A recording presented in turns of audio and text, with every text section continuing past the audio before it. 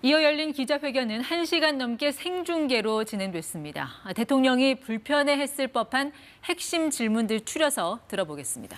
네, 취재기자 연결합니다. 자, 전현우 기자, 가장 큰 관심이 김건희 여사 특검법이었는데 대통령 뭐라고 답했습니까?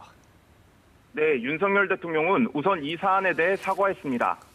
윤 대통령은 아내의 현명하지 못한 처신으로 국민께 걱정을 끼쳐드린 데 대해 사과하고 있다고 말했습니다. 하지만 이미 관련 수사를 할 만큼 해놓고 또 하자는 것은 특검의 본질이나 제도 취지와 맞지 않다고 지적했습니다. 진상규명을 위한 것이 아니라 정치행위 아니냐고 되묻기도 했습니다. 대통령의 발언 직접 들어보시겠습니다.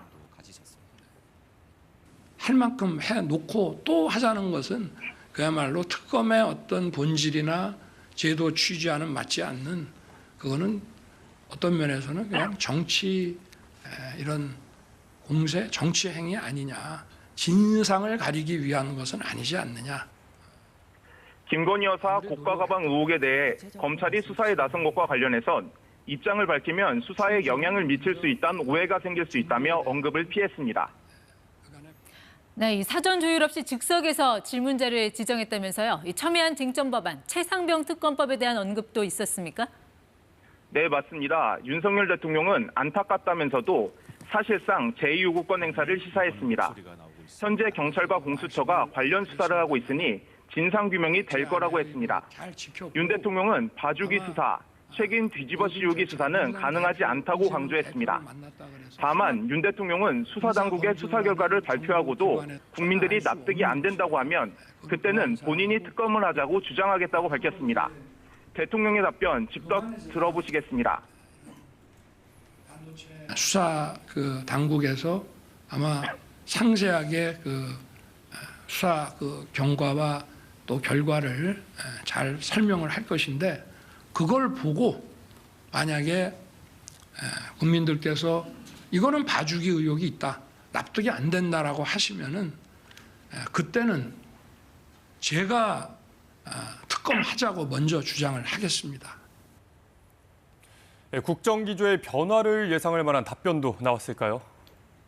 네, 윤석열 대통령은 민생과 관련해 국민들이 체감할 수 있는 변화가 부족했고 정부 정책을 국민에게 설명하고 소통하는 것이 부족했다고 밝혔습니다.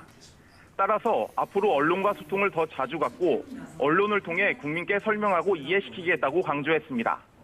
다만 시장 경제와 민간주도 경제 기조에 대해서는 헌법 원칙에 충실한 것이라며 경제 기조는 유지할 것을 시사했습니다. 또 한동훈 전 국민의힘 비대위원장과의 갈등성에 대해선 오해가 있었고 바로 문제를 풀었다고 말했습니다. 한 전 위원장은 총선을 겪으면서 정치인으로서 확고하게 자리매김했다고 생각한다며 앞으로 정치인으로서 길을 잘 걸어나갈 것이라고 생각한다고 밝혔습니다. 네, 무엇보다 국민들 먹고 사는 것과 직결된 거는 물가, 그리고 길어지는 의료 공백 사태일 겁니다. 여기에 대한 해법도 내놨을까요? 네, 맞습니다. 윤석열 대통령은 높아지는 장바구니 물가에 대해선 재정을 투입해 할인 지원하고 수입품 할당 관세를 잘 운영하면 잡을 수 있을 것이라고 말했습니다.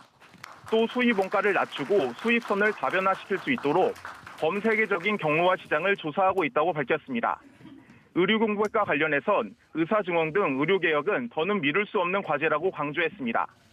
의료계가 통일된 의견을 내지 못하면서 미루자고만 하고 있다며 정부 로드맵에 따라 의료개혁을 진행하고 있다고 말했습니다. 지금까지 정치부에서 전해드렸습니다.